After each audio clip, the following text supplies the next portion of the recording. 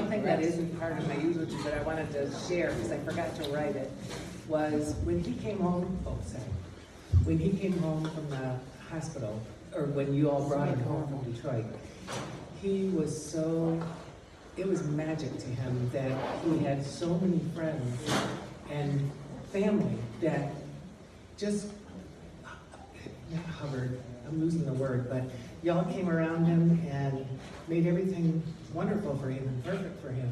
And you had told him he's not going to drive anymore, but that you all had a schedule or something, so somebody was always there to take him to the doctor or bring him dinner or take him to his next appointment and keep track of when everything was. And he just kept saying, and they don't feel obligated to do it, they want to do it. And that just stunned him. He was so grateful. And then he used his walker and he got out to the garden and he said, can you believe all this beauty? And then he didn't really know how to turn his phone around to show me his plants and things. So he would just take what he was talking at and go like this. And anyway, and then the sun was shining brightly and he just kept talking. And he was so full of gratitude for life, for beauty, for flowers. I think every time, Katie, you came over and you all would have a great talk and you would buy plants together and plant flowers. And then he told me that, you started bringing him statues because he didn't go to church. So, and that was more than precious to him. I mean, he appreciated those relationships along with all his friends and his family. And Jeannie, you were his kid.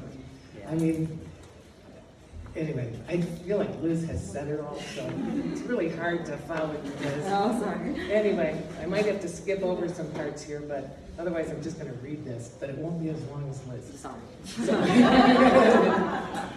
Anyway, Marty, you are my oldest and longest friend. I love you is too small to encompass our relationship. Closer to the mic. Oh, okay, is that better? Yeah. Okay. Hi, I'm Gerri Armstrong, formerly Meislowitz. I've had the honor of being Marty's friend since second grade at Holy Spirit School when we were 7 years old. It's my honor to be celebrating his life and be missing Marty, along with each of you. Marty connected to others with his whole being. Marty was always seeking to grow, seeking to learn more about himself, about others, about the way this life and the world works. A few years ago, I was driving, and Marty was in the passenger seat. We were talking from the heart as usual. An ambulance passed by with lights and sirens. Both Marty and I stopped talking, waited a bit, then resumed our conversation. I asked Marty, what did you just do? He said, I said a Hail Mary. What'd you do? I said a Hail Mary.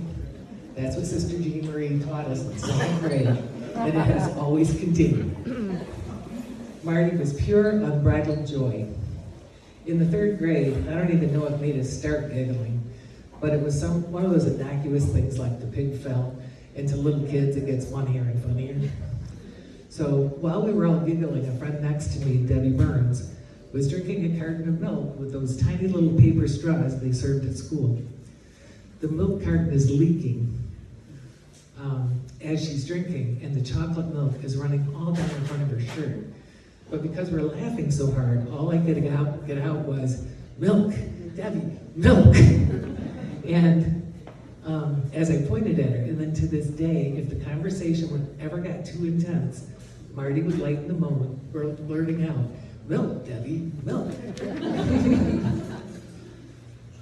Marty was creative, theatrical, and a ham. In grade school, I don't know if it was a talent show or what, Marty did a perfect imitation of Lily Tomlin. My name is Edith Ann, and I'm 5 years old. He had on her blue and white check dress, patent leather shoes, white anklets, pigtails in the wig he wore. The outfit exactly as Lily Tomlin, as she was sitting in a huge rocking chair that dwarfed him. Whoops, sorry, that was Marty who sat in the rocking chair that dwarfed him, just like Lily Tomlin's. Anyway, just like on Martin and Rowan's Laughing, I assume you made him that dress. Do you remember this? I think it was 4th grade. No. Okay, I'm talking to you, Katie, sorry. So, to this day, I can't tell you song. Oh, let's skip a page. Yep. Okay, for his sister-in-law, Lori, Marty would break into his best Katharine Hepburn imitation, reciting her a line or two. Marty was fun and spontaneous. In the 4th grade, Marty got down on one knee and asked me to the senior prom. We did go to the senior prom together. Marty had a date, I did not. He picked her up first, then Marty and Michelle picked me up. We attended the prom together, the after party at someone's house, and then breakfast at Denny, along with at least 30 other classmates, most of whom went stay. It was one of the highlights of our senior year. Marty was brave and took risks. In the 10th grade, we had Sister Clarine for biology. He took the risk of writing the report of the digestive system by drawing on his belly in different colored magic markers. He got up in front of the class. Okay, can you hear me now? Sorry, I lost my place here.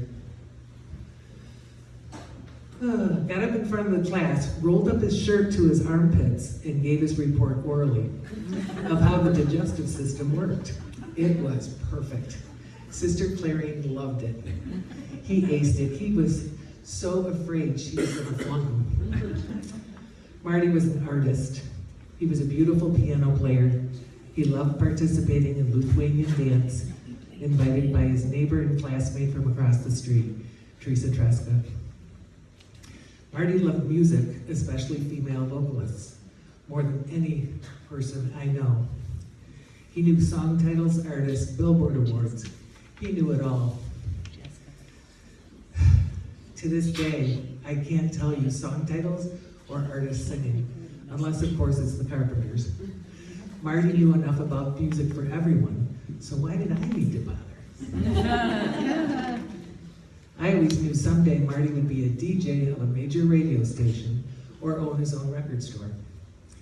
Since 1984, Marty took off every February 4th from work, the day Karen Carpenter died at age 32.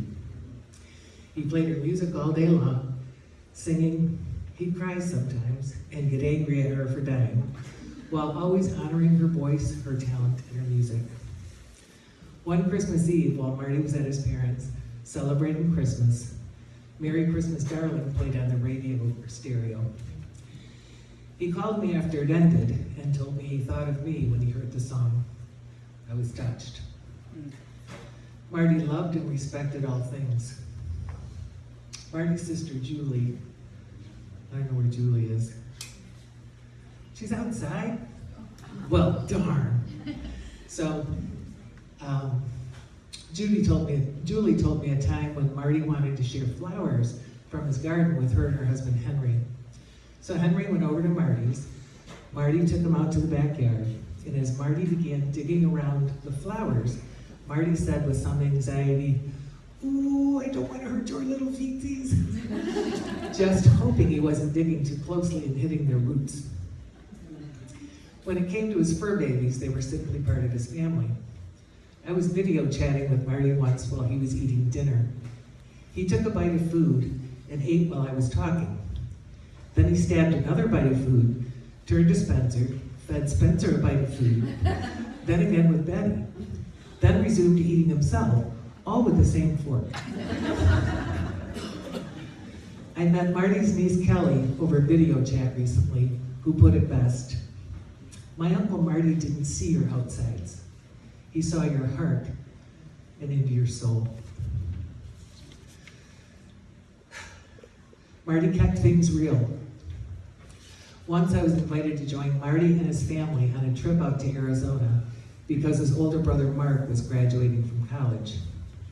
While there, we tried to take an excursion to meet up with a cousin of mine who lived there, who was going to take us four-wheeling up in the mountain. I was driving and Marty was in the passenger seat, trying to navigate. This is before cell phones. I think Julie and Jeannie might have been in the back seat, but I'm not sure. We got more and more lost. At one point, I stopped the car and I snapped, losing my temper. Marty turned to me and said tersely, "Gerri, you are the most impatient person I know." My eyes got huge. I stopped in my tracks, speechless. Stunned, I said, "I didn't know I was impatient." Over time, Marty was proven right, time and time again, especially when I'm driving. But in my defense, when I'm paid to be patient, I can display endless patience, whether it's from 8 to 3 or 9 to 5. One of Marty's pet peeves as a waiter was people who poured cream in their coffee. At some point during the meal, they'd always ask to have their cup dumped because the coffee was too cold. He shared this more than once. Internally, he was saying, if you didn't spoil your coffee from putting so much cream in it, it wouldn't be cold. Marty drank his coffee black. There was an instance I remember a couple of Marty's friends read a part of one of his journals while he was away. What they happened upon was a time in his life he wasn't happy with either of them. When they brought it up to Marty, he said, "It's your own fault. You invaded my privacy, and you didn't read far enough to know that I forgave you." Marty taught me that people grow from acceptance, not from criticism. Marty was someone I felt safe being honest with and vulnerable. Through his complete acceptance, he would explore with me ideas of ways to grow, then gently nudging me with support and subtle challenges. It helped me feel empowered to live my best life. Marty taught me what unconditional love is in human form. Complete acceptance without judgment or criticism. During COVID, we were both off work. We would video call one another 3 or 4 times a week, often talking 2 to 3 hours at a time. It didn't matter if we hadn't showered yet, were still in our PJs, hadn't brushed our teeth, had bedhead or greasy hair, not having showered in a few days. It could be early morning, late afternoon, or late at night. I always knew I could call you. You were always available regardless of the time. Thank goodness Marty had a wit and a sense of humor. He often gave me a needed break from my own intensity. Through actions more than words, it was a good reminder not to take life so seriously. If I could imitate Katharine Hepburn, Gilda Radner, or Lily Tomlin right now, I would. Be true to yourself. Marty was always true to himself. He accepted himself for who he was, the greatest thing anyone can do for themselves. It took a lot of journaling, which he did daily from as far back as I can remember. A lot of pain and heartache. I have different memories than Liz. And incremental growth and character building. If Marty had something that bothered him, he'd journal it. If he was happy or wondering about something, he'd journal it. If an issue arose that hurt him or angered him, he'd journal it. Then he'd work on it till it was resolved. He'd ponder it till he could grow, forgive, or comfort, or confront, and he rarely confronted. Marty, you taught me that your own company and your own self-acceptance is all you need. Along with the company of a fur baby or 2, beautiful plants and flowers around you, and a good book. If you're happy, sing and dance. If you're sad, let the moment have its due, then let it go. Marty had lifers, not acquaintances. We didn't always stay in consistent contact with one another, yet it was so simple to engage with the connectedness we've always shared. I'm certain there are several people in this room who believe that Marty was their best friend, or at least one of the top 3. Am I right? We could each tell our own memories. They'd be different depending on which part of his life you met him, and they'd be very much alike. Marty, I'll always love you. Sorry, guys. And I'll see you again. Thank you in advance for greeting me on the Rainbow Bridge with all our fur babies when I get to join you again. Okay, I need my drink, please. No, I'm not done. Okay, this says 1961 vintage, age to perfection, because many of us are 1961 babies. So, to our beloved friend, son, siblings, uncle, and nephew, raise your glass. Cheers, Marty, you made it.